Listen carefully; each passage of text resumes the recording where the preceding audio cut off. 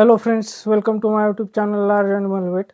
बहुत बार फील्ड में प्रैक्टिस करते हुए ऐसे देखा जाता है और बहुत सारे पशुपालकों की जो तकरार होती है कि उनके पशु ने धीरे धीरे खाना पीना कम कर दिया है, या फिर बहुत बार ऐसा भी देखने को मिलता है कि अचानक से पशु ने पूरी तरह से खाना पीना कंप्लीटली बंद कर दिया है। तो ऐसे में 2 कंडीशन होती है, एक तो धीरे-धीरे पशु का खाना-पीना कम हो जाता है, लेकिन कंप्लीटली बंद नहीं होता है, पशु थोड़ा-थोड़ा खाना खाते रहता है, पानी पीते रहता है। लेकिन कुछ केसेज़ में ऐसा भी देखा जाता है कि अचानक से पूरी तरह से पशु ने कंप्लीटली खाना-पीना बंद कर दिया है। तो ऐसे सिचुएशन में डायग्नोसिस करके उसका ट्रीटमेंट जो करना है, तो वो हमें सबसे पहले ये देखना होता है कि ये जो ओरिजिन है उसका खाना-पीना कम हुआ है या कंप्लीटली बंद हुआ है, तो इसके पीछे कारण क्या है? या एक तो इन्फेक्शियस ओरिजिन हो सकता है या फिर नॉन इन्फेक्शियस ओरिजिन हो सकता है। तो हमें इसको कैसे डायग्नोसिस करना है कि पशु को कोई इन्फेक्शन हुआ है या नहीं हुआ है, मतलब जो खाना-पीना उसका कम हुआ है या कंप्लीटली बंद हुआ है, तो वो उसका जो कारण है वो इन्फेक्शियस ओरिजिन है या फिर नॉन इन्फेक्शियस ओरिजिन है। तो इसको हम कैसे डिफरेंशिएट करेंगे, और अगर इन्फेक्शियस ओरिजिन है तो उसका क्या ट्रीटमेंट करेंगे, नॉन इन्फेक्शियस ओरिजिन है तो उसका क्या ट्रीटमेंट करेंगे, इसके बारे में आज हम विस्तार से चर्चा करेंगे। लेकिन उससे पहले अगर आप मेरे चैनल से नए जुड़े हैं या अभी तक आपने मेरा चैनल सब्सक्राइब नहीं किया है, तो प्लीज़ मेरे चैनल को लाइक, शेयर और सब्सक्राइब करें। साथ में बेल वाला आइकन दबाकर ऑल वाला ऑप्शन भी चुनें, ताकि भविष्य में आने वाली हर वीडियो की नोटिफिकेशन आपको समय-समय पर मिलती रहे।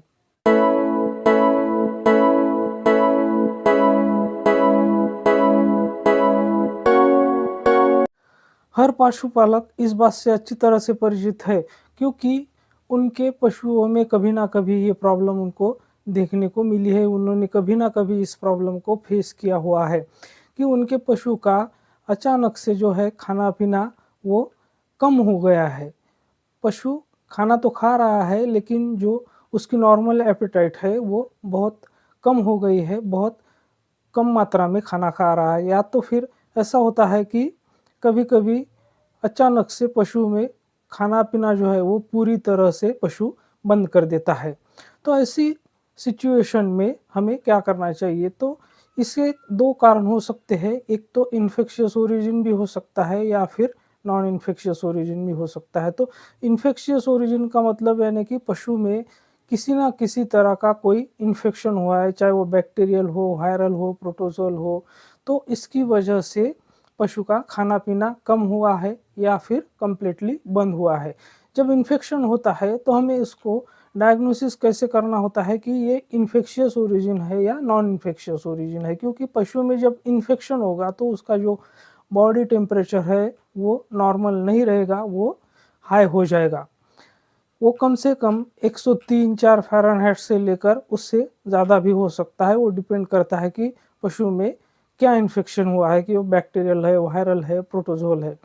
तो ऐसी सिचुएशन में अगर पशु का खाना-पीना कम हुआ है या बंद हुआ है, तो वहाँ पर हमें सबसे पहले उसका बॉडी टेम्परेचर ज़रूर देख लेना चाहिए, क्योंकि अगर वो इन्फेक्शियस ओरिजिन है तो हमें उसका बॉडी टेम्परेचर नॉर्मल से ज़्यादा मिलेगा, यानी कि हाई मिलेगा। अगर वो नॉन इन्फेक्शियस ओरिजिन है, तो अब हमें ये पता करना होता है कि नॉन इन्फेक्शियस ओरिजिन अगर है तो उसके क्या कारण है। नॉन इन्फेक्शियस ओरिजिन में क्या ऐसे पॉइंट्स आते हैं जो हमें ध्यान में रखने होते हैं।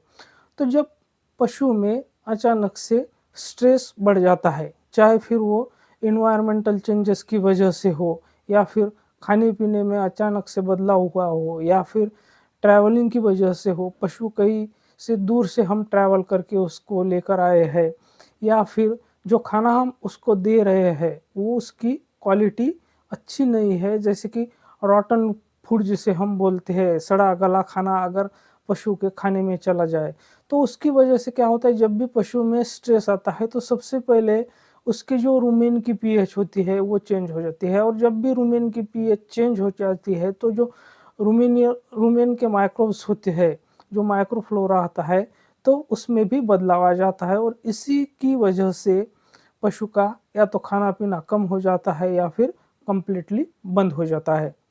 जब पशु का खाना-पीना कम हो गया या कंप्लीटली बंद हो गया है और वो अगर इन्फेक्शियस ओरिजिन है, मतलब कि वहाँ पर बैक्टीरिया, वायरस या प्रोटोज़ोआ जो भी इन्फेक्शन हुआ है, तो उसके अकॉर्डिंग हमें उसका ट्रीटमेंट करना होता है। अगर प्रोटोज़ोअल इन्फेक्शन की वजह से पशु का खाना-पीना कम हुआ है या बंद हुआ है, तो वहाँ पर हमें एंटी प्रोटोज़ोअल ड्रग्स का यूज़ करना होता है।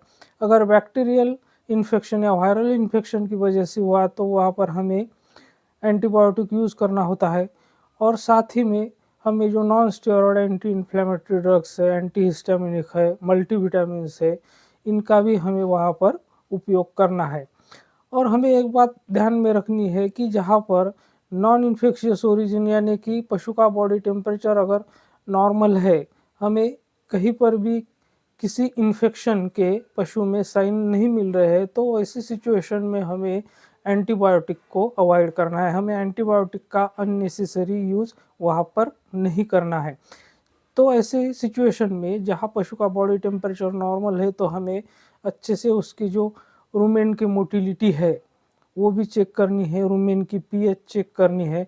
तो वहाँ पर हमें 100% जो रूमेन की पीएच है, उसमें बदलाव देखने को मिलेगा। या तो रूमेन की पीएच थोड़ी बढ़ जाएगी या फिर थोड़ी कम भी हो सकती है।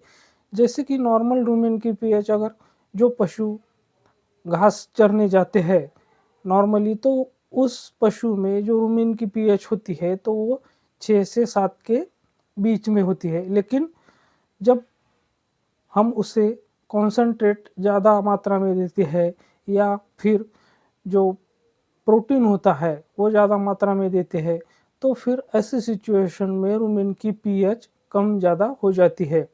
तो वहाँ पर हमें एंटीबायोटिक का यूज़ अवॉइड करना है और वहाँ पर हमें जो रूमेनोटोरिक्स ड्रग होते हैं, तो जैसा कि आप स्क्रीन पर रूमी केयरवेट नाम से पाउडर देख रहे हैं, तो ये 125 ग्राम का एक पैक आता है। तो जो बड़े पशु होते हैं, तो उनमें हमें 125 ग्राम सुबह, 125 ग्राम शाम को देना होता है। तो इसके अंदर डेक्सट्रोज़ भी है, कैल्शियम भी है और विटामिन बी6 भी है। तो अगर पशु ने 2-4 दिन से या 4-5 दिन से खाना-पीना नहीं खाया है या कम मात्रा में खाया है, तो वहाँ पर हमें जो फ्लूइड लगाने की ज़रूरत होती है, तो वो भी कम हो जाती है, क्योंकि इसी पाउडर के अंदर डेक्सट्रोज़ भी होता है, जिससे पशु को एनर्जी भी मिलती है। तो ये सबसे अच्छा और बेस्ट तरीका है कि 125 ग्राम हम उसको सुबह खिलाएँ, 125 ग्राम हम उसको शाम को खिलाएँ, तो ये एक बड़े एडल्ट पशु में इसकी डोज़ है। अगर एंगर एनिमल है, तो उसमें हम लगभग 65 ग्राम के आसपास दिन में 2 बार इस डोज़ को डिवाइड कर सकते हैं। 65 ग्राम सुबह, 65 ग्राम को हमें इसको शाम को देना है। अगर शीप गोट है, तो वहाँ पर हमें, या फिर छोटे काफ है, तो ऐसी सिचुएशन में हमें इसको 32 ग्राम्स देना है। तो इसके साथ हम वहाँ पर मल्टीविटामिन्स और एंटीहिस्टामिनिक का भी हमें यूज़ करना होता है, लेकिन ऐसे केसेस में हमें एंटीबायोटिक को अवॉइड करना होता है। क्योंकि अगर हम ऐसे केसेस में एंटीबायोटिक देंगे, तो वो उसके जो रूमेन के माइक्रोफ्लोरा है उसको और सप्रेस करेगा, उसकी जो भूख है वो और कम हो जाएगी। तो इसीलिए हमको अननेसेसरी वहाँ पर एंटीबायोटिक का यूज़ नहीं करना है।